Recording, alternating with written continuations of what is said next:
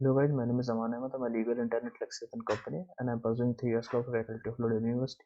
And the topic of my today's video is what are compoundable offenses or what are not compoundable offenses and how can they be resolved in the court.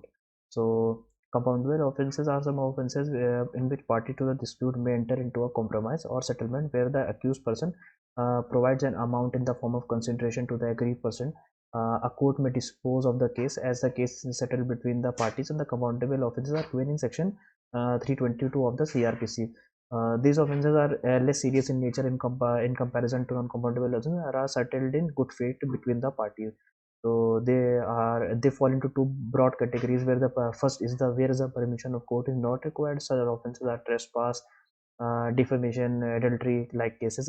They do not require the court permission to be compounded. Then there are when the permission of the court is required. So offences of most serious nature such as theft, assault, criminal breach of trust, and requires the court permission to be settled. So party ready to be compound shall request the application of compounding in the same court where what trial was previously held for the case. So the accused shall be considered acquitted if and only where compounding charge take place in the same way as the accused would have been acquitted by the in trial by the court. Then there are non-compoundable offenses. These offenses cannot be compounded but have to go through the whole trial to be quashed. These offenses are more of a serious and grievous nature, which can be against society as a whole and not just an individual.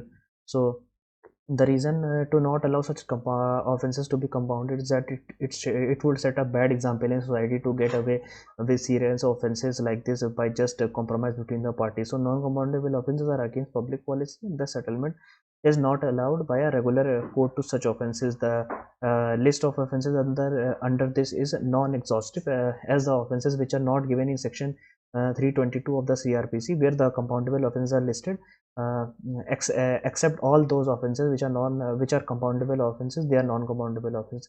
So such offenses usually include voluntary causing grievous hurt by dangerous weapon, and then there is dishonest misappropriation, kidnapping, or abduction, or murder, abducting to murder.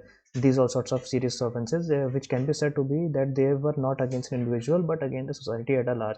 So the basic difference between them are the compoundable offenses are less serious and non-compoundable are more serious. Compoundable affect only a private or individual person. Non-compoundable affect society and large. And compoundable are mentioned in 332 CRPC, and non-compoundable are which are not mentioned in 322 CRPC. So the ambit is very large. Then compromise is allowed in compoundable, and in the latter part, the compromise is not allowed. And in compoundable, full trial are not continued on compromise, and in the latter one, full trials are to be held with a judgment. Then in the compoundable offenses, cases are filled by a private person, and the non-compoundable, the cases are filled by a state, like a criminal case that usually happens.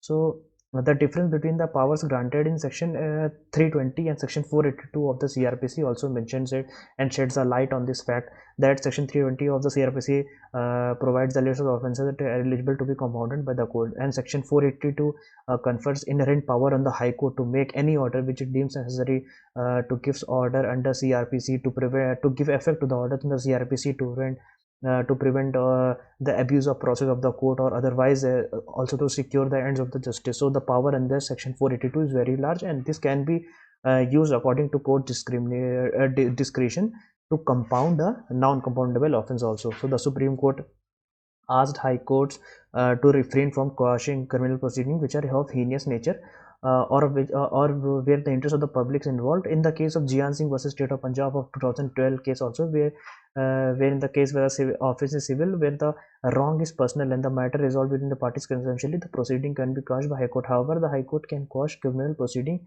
where the conviction is not possible and the parties are ready to settle the case among themselves even if the offense did not fall under compoundable offenses.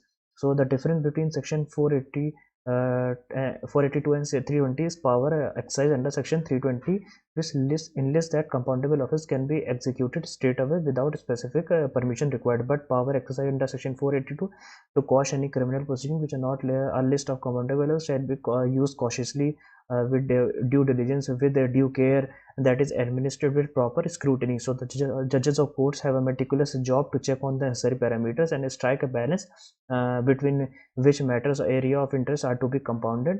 Thank you guys. I want to conclude my video on a note that please remember this video does not violate any guidelines of Bar Council of India, and not solicit or promote any of the advertisement, and the sole purpose of this video is educational. And please subscribe to the channel if you haven't already to see more of this content in future, and I'll be coming up with the next video very soon. Thank you.